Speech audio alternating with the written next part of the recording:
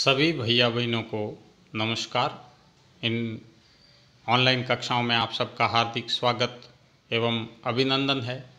आज हम 10वीं कक्षा में विषय हिंदी, जिसका 5वां पाठ कृपाराम खेड़िया, दूसरा भाग जिसमें तीसरे और चौथे छंद का अध्ययन करेंगे। तीसरा छंद वाचन करेंगे। मिले सिंह वन माँ किण मृगा मृगपत कियो, जोरावर अति जहाँ रहे उर्दगत राजिया। मिले सिंह वन माँ किण मृगा मृगपत कियो, जोरावर अति जहाँ रहे उर्दगत राजिया। शब्दार्थ। सिंह शेर के लिए प्रयोग हुआ है शब्द। किण अर्थात किन।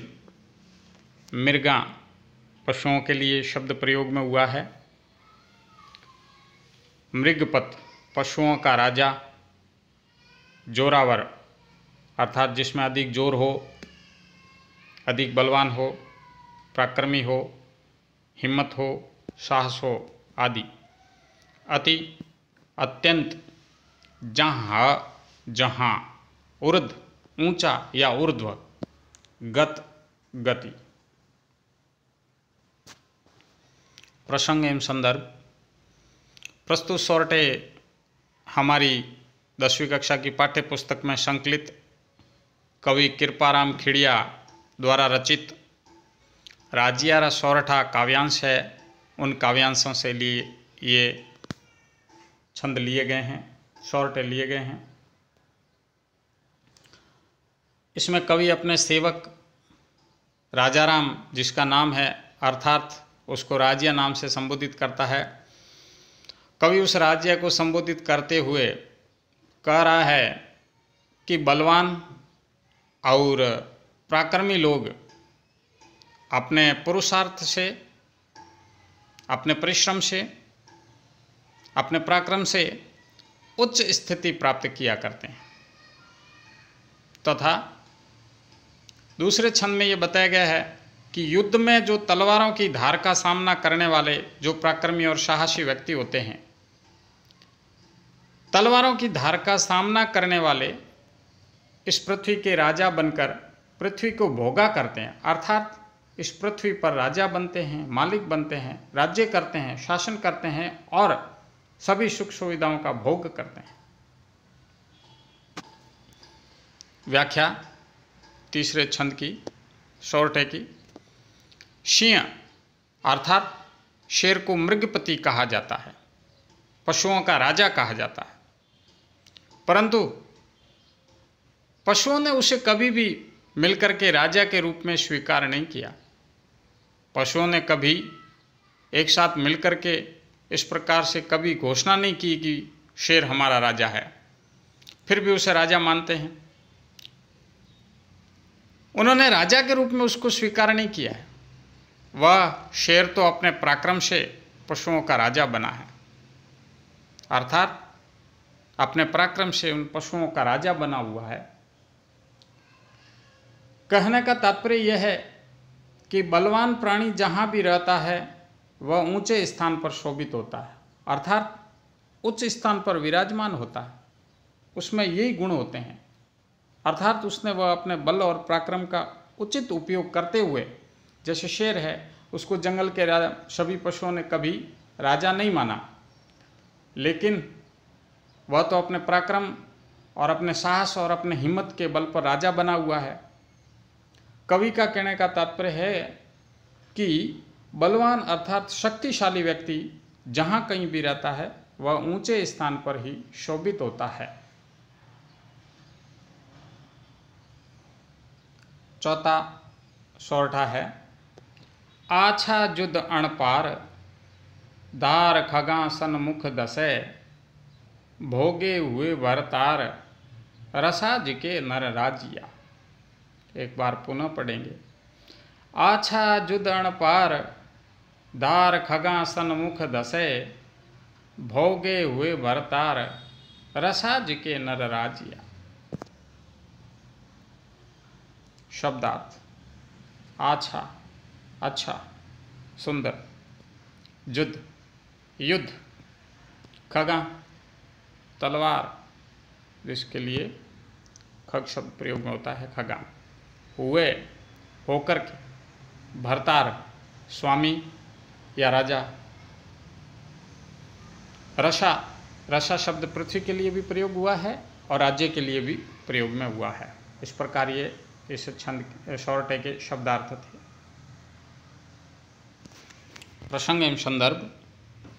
प्रस्तुत सौरठा हमारी पाठ्य पुस्तक में संकलित कवि कृपाराम खेड़िया द्वारा रचित राजियारा सौरठा काव्यांश है, उस काव्यांश से लिया गया है।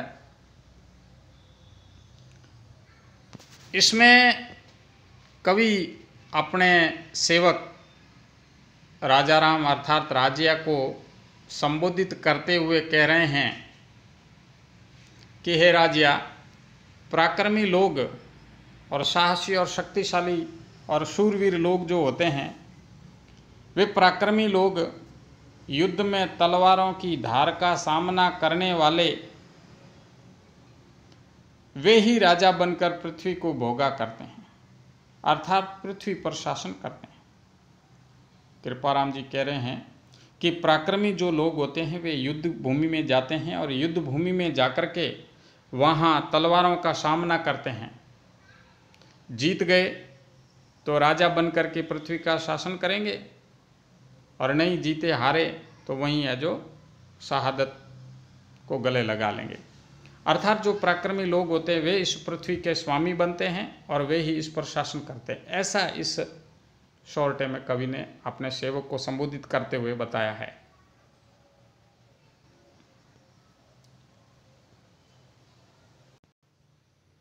व्याख्या चौथे छंद की। कवि कृपाराम कह रहे हैं कि युद्ध में भाग लेना अच्छा है और युद्ध में भाग लेना गौरव की बात भी है। जब शूरवीर तलवारों की तीखी धार का सामना करते हुए आगे बढ़ता है, तभी वह पृथ्वी का स्वामी अर्थात राजा बनकर उसे भोगता है। चुनौतियों का साहस के साथ सामना करने वाला व्यक्ति ही जीवन में उच्च स्थान प्राप्त करता है, अर्थात ऊंचा स्थान पाता है या ऊंचे स्थान पर विराजमान होता है। कवि व्याख्या एक बार पुनः पढ़ेंगे। कवि कृपाराम जी कह रहे हैं युद्ध में भाग लेना अच्छा है, अर्थात युद्ध रण क्षेत्र में जाना गर्व की बात है, गौरव की बात है।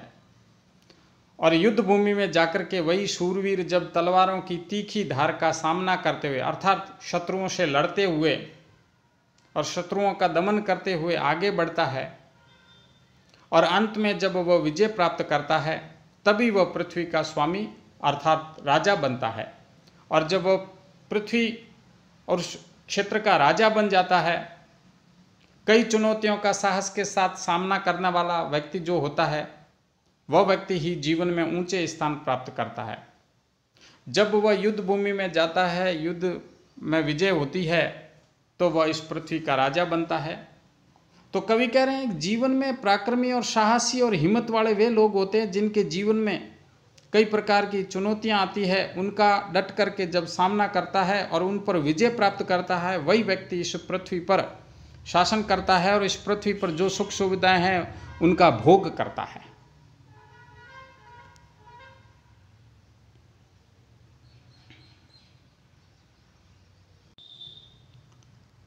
ये जो सौरठे है दो, इसमें कुछ विशेषताएं हैं। कवि कृपाराम जी के तीसरे और चौथे सौरठे की कुछ विशेषताएं।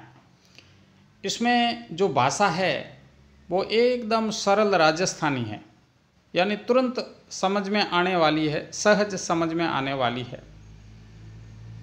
इन दोनों सौरठों में शैली है वह उपदेशात्मक और नीतिपरक है। उपदेशात्मक अर्थात कवि इसमें अपने राजिया को संबोधित करते हुए उपदेश दे रहा है कि इस प्रकार के व्यक्ति और ऐसे ऐसे व्यक्ति हैं जो इस संसार में सुख को प्राप्त करते हैं और इस पृथ्वी पर शासन करते हैं। ये इस प्रकार का एक उपदेश है और नीतिपरक है कि इसमें नीतिपरक बातें बताई गई है, इसलिए ये शॉर्ट है, नीतिपरक भी है। इनकी शैली नीतिपरक है, नीति संबंधी बात।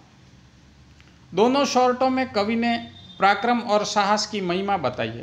पहले शॉर्टे में भी कवि ने पराक्रम और साहस की महिमा बताई है कि वे व्यक्ति ही ऊंचे स्थान पर बैठते हैं या विराजमान होते हैं जो व्यक्ति हिम्मत और साहस और बल के पराक्रम और बल के आधार पर उन्होंने शेर का उदाहरण देकर के भी बताया है कि वह किस प्रकार है जो जंगल में मृगपति बनता है। दूसरे में बताया गया है कि पराक्रमी और शक्तिशाली और साहसी लोग होते हैं, युद्ध भूमि में जाते हैं और युद्ध भूमि में विजय प्राप्त करने के बाद राजा बनते हैं और इस पृथ्वी के सुख को भोगा करते हैं। इस प्रकार पराक्रम और साहस के बल पर ही व्यक्ति आगे बढ़ता है। इस प्रकार कवि ने शॉर्टों में पराक्रम, साहस और बल की महिमा का वर्णन किया है।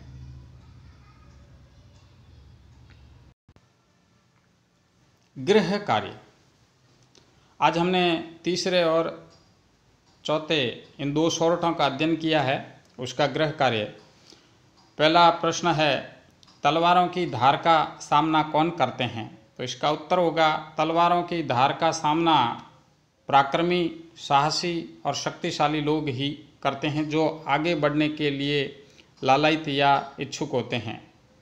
दूसरा प्रश्न, कवि ने इन छंदों में किसकी महिमा का वर्णन किया है? यहाँ वर्ण लिखा हुआ है, वर्णन किया है।